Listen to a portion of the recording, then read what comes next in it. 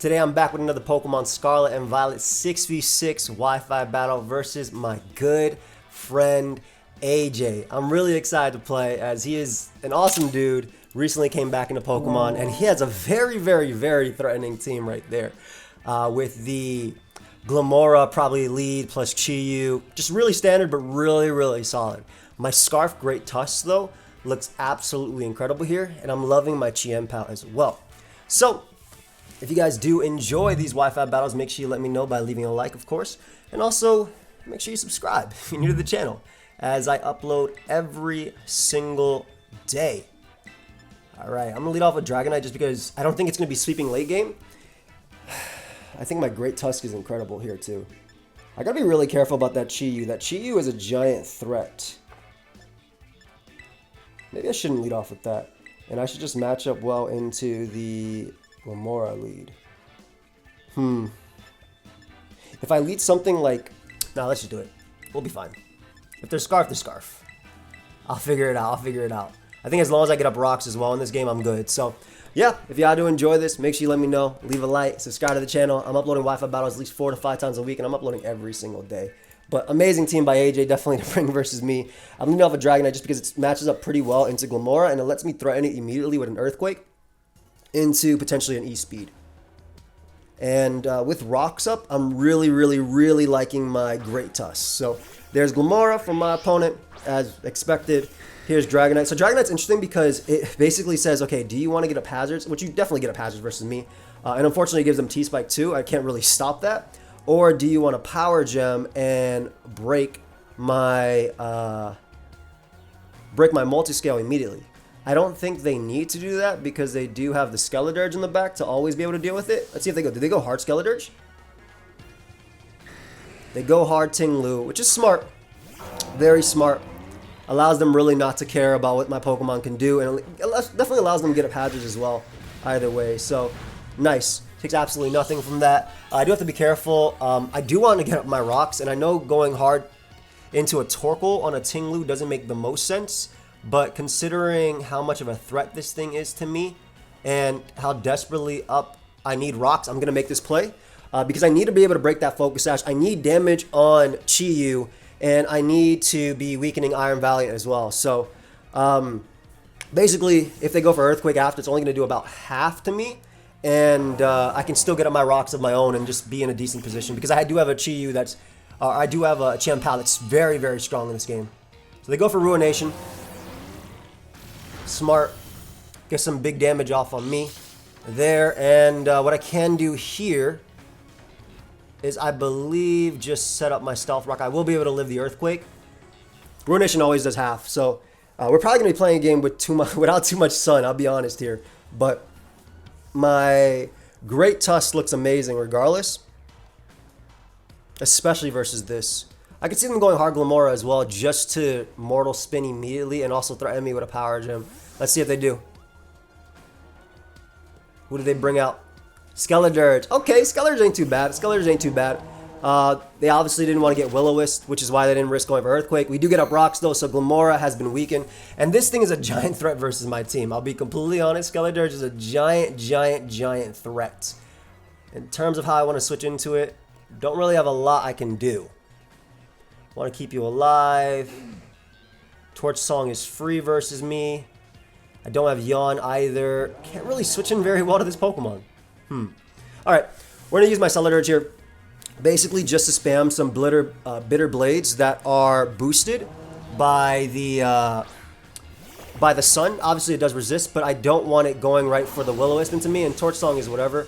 I am weak armor, unfortunately, so I love the way Celeruge works. I love the way it looks. So we're just going to go for Bitter Blade. It's strong, it's sun boosted. They'll be able to knock me out with Hex if they really want to. And if they opt to switch, this is going to be strong too. Like, they could also be fearing me to go for the physical Ghost move, so they may end up making the Ting-Lu play here. Especially because Skeledirge is very important, so that way they don't get swept by Dragonite. So I could see my opponent going out into Ting-Lu if they really want to. Just on the expected Ghost move. Yeah, so the Bitter Blade ended up being a really strong move for me either way. They do go Glimmora, which is smart. It allows them to get up Toxic Spike versus me, which I don't think are going to be the end of the world, honestly. Bitter Blade looks so sick. What the hell? Bitter Blade looks amazing. But yeah, they will be able to get a Toxic Spike now because of Glamora's Toxic Debris ability.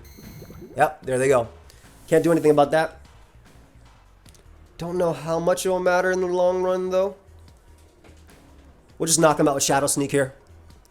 They get up double layers, but they don't end up getting up Stealth Rock. So, assuming Glamora was Stealth Rock, of course. So that's, I think, overall better for me here. Especially because Ceruledge is really, really, really strong versus them. And it just looks so sick. I can't get over just how good it looks, man. It looks amazing. Like, I love it. But, yeah, so my main way I want to try and win this game is going to be with my Great Tusk. It does get the Choice Scarf, and it does get the attack raise as well in the sun because of its photosynthesis ability. So I want it to just get as much damage off of my opponent as possible. I'm assuming right now they'll bring out Chi-Yu, yeah, and go for the sun boosted attack. Now, because I do have Stealth Rock on it, and I'm assuming it's Scarf, I'm going to go for the Shadow Sneak. I know it's not going to do a lot, but it's going to do probably close to 25%, I want to say. And counting that, counting the fact that we do have Stealth Rock up against it, next time it comes in, it doesn't really threaten me, is what I'm trying to get at. Like, this mon is a problem, especially with that Dark Pulse. This mon is a huge problem. Very huge problem. And now what we can do is safely, because they click Dark Pulse there, I should safely be able to bring out Chien-Pao. I do have heavy duty boots, so I do not have to worry about the the Toxic Spike up, and now I should be able to get a free Ice Spinner.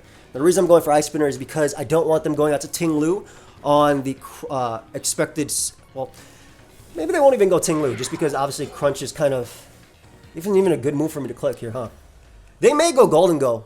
They might go Golden Go. I'm going to go for Crunch. Crunch will hit Golden Go just in case AJ tries to make a crazy play going hard into that. Obviously, Sacred Sword does threaten this. They could also go Iron Valiant, to be honest. There's quite a few plays they can make. But I also don't want them going Skeledirge, expecting me to go for the Ice move or the Fighting move.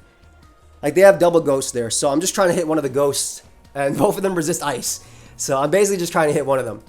Scarf Chi-Yu isn't a problem at all because, like I said, it's already in range of E-Speed. Let's see what they switch out into. Which one is it? Skeledirge comes right out on the Crunch. So I made the correct play going for the Crunch. I'm glad that worked out for me. And they don't have heavy-duty boots either, which is amazing.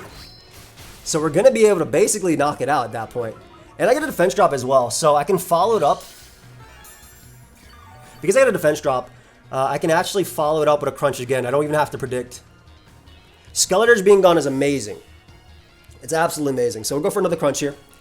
There's no point in my opponent terrestrializing their Skeledirge. This is why you want your boots on Skeledirge, by the way. I didn't even expect Stealth Rock to hit it.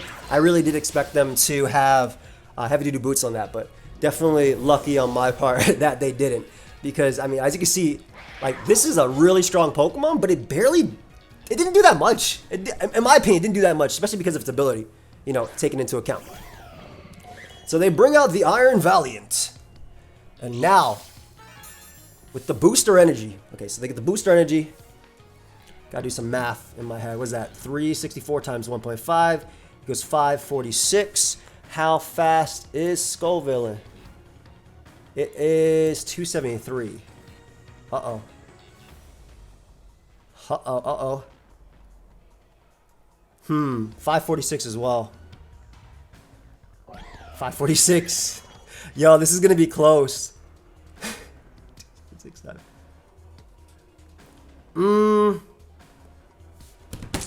I gotta think about this because I don't want to die here to Moonblast. I feel like I might be able to live their hit though if I terrestrialize, and I kind of want to do that. I don't think Moonblast will knock me out in one hit if I actually terrestrialize on this mon, because it's 80 HP, 65 special defense, but I won't be weak to its attack, so I'm going to terrestrialize Ice. This is also just for science, to be honest. I can see the Moonblast is so free versus my team, so I definitely think they Moonblast here, unless they terrestrialize themselves, but because I terrestrialize first and I am slower than them due to their booster energy, I don't think that's going to be the case. Let's see if this was a bad play. Because at worst case, I have to risk a speed tie. They do Moonblast. I'm not weak to it anymore.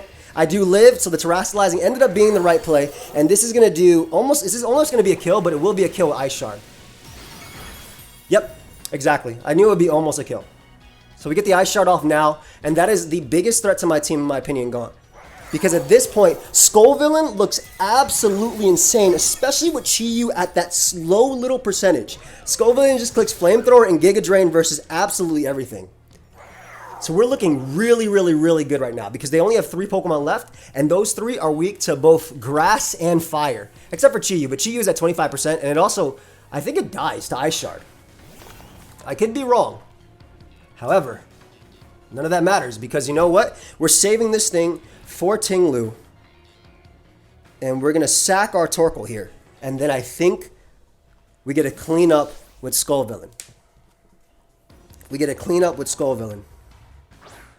I hate that Scovillain speed ties with that Mon.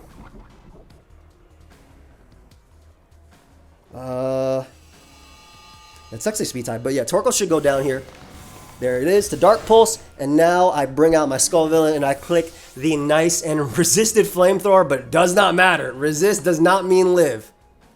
And I always have Great Tusk on a balloon, or excuse me, I always have Scarf, Great Tusk, plus Ice Shard if they Terrasilize to deal with. I misclicked and sent out Chien-Pao by accident.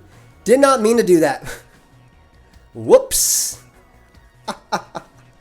Whoops. Absolutely misclicked there. Absolutely I'm pretty sure Ice Guard kills, or it's really close.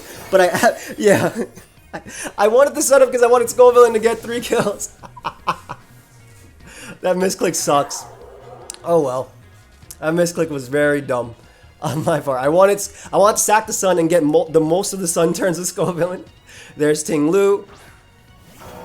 Ting-Lu definitely lives a hit and knocks me out Earthquake. And then Scovillain should be able to clean up. I hate that the broken Mon is putting in more work. I wanted the 2-headed beast to put in some work. I'm mad I misclicked. I don't know if this will kill. It might be close. Yeah, it's very close. They're going to be able to knock me out here. I get a crit. I'm sorry about that, AJ. Crit was whack. I'm really glad Terrasilizing worked, obviously. And then we have the Sun team. This could have been 3 KOs for Scovillain instead of 2.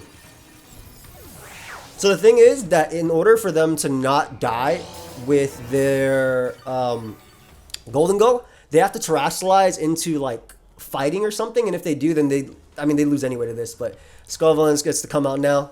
And I just clicked the Sun Boosted Flamethrower. Oh, this Mon is so cool! I freaking love peppers, first off. I love peppers. They're amazing. Just go for Flamethrower. It's Sun Boosted. No reason to predict. Unless this thing Terrasilize water, I can't see it ever living. Oh, and it looks so cool when it attacks. One of them just watches and the other one just attacks there. Ah, the Scovillain Sun team is actually so cool. I do understand why the Skeletor switched, like I said. Had I went for like a strong like ghost move, it does have Shadow Claw, which is like the best it can do. But had I went for a move like that, they could have gotten up more hazards. But Golden Go is going to come out here, and even if they Terrasilize, does not matter. First off, this may just KO them anyway because it's Life Orb boosted. They probably Terrasilize fighting if they have that. Oh, they don't even bother Terrasilizing. They're going to give the respect to Scovillain, and Scovillain ends up with the little mini sweep at the end. Could have been 3 Pokemon. Could have been straight up 3 Pokemon, but that was so fun. That was so fun. I'm glad that, like, you know, Chien-Pao obviously being the nasty Pokemon it was. One little crunch predict on, or like, I don't even know if it was a prediction. It probably damn near killed Chi-Yu at that range. But one little play like that ended up really just putting us so far ahead in the game. And I can't believe I misclicked Chien-Pao there at the end. I was supposed to be Scovillain coming out and killing. Because I'm assuming what would have happened was there would have went Ting-Lu, and Ting-Lu probably would have Terrasilized to be able to live the attack from Scovillain. It might have lived anyway, to be honest, because it was at, what, basically full. So it probably would have lived anyway. And then what would have happened from there is that they would have maybe been close to knocking me out after Life Orb plus Poison damage with Earthquake. If they didn't, then I Giga Drain just to get my recovery back, and I still outspeed the Golden Go. But I had Scarf, Great Tusk at the end. If you guys did enjoy this, make sure you let me know by leaving a like, subscribe to the channel. The team's on my website, pokeaimMD.com. The link is down below in the description. Just go to the team section, and there's the SV Wi-Fi section right there, and I'll have a poke paste of all the teams. The reason I don't put these teams in what's it called? The rental is because I'm going through teams like crazy, right? People are passing them like crazy, so they're not going to stay rental teams for more than a couple days. So I would rather give you guys PokePaste if you want to use them on your own on Showdown, or at least get them on your own in game. Shout out to my homie Storm Zone for the team. And yeah, that's it. Hope you guys all enjoyed. Scovillain is such a cool Pokemon. I'll see you on the next one. Peace.